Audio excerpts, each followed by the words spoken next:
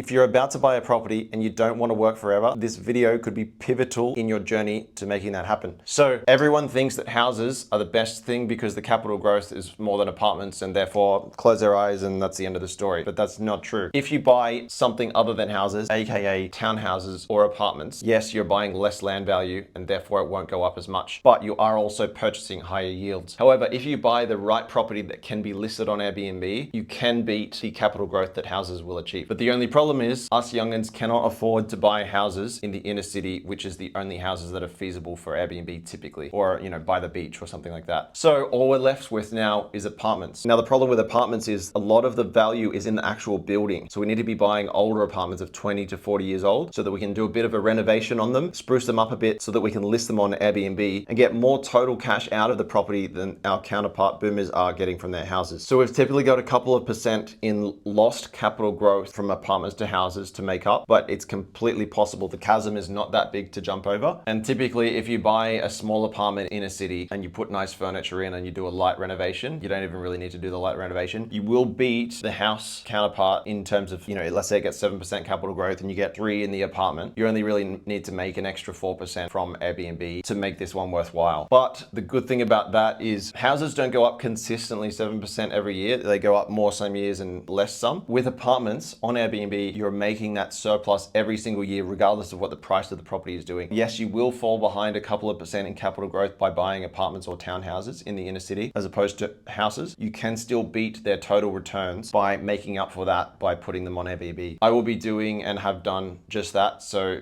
if you want to learn more about this process, you know what to do.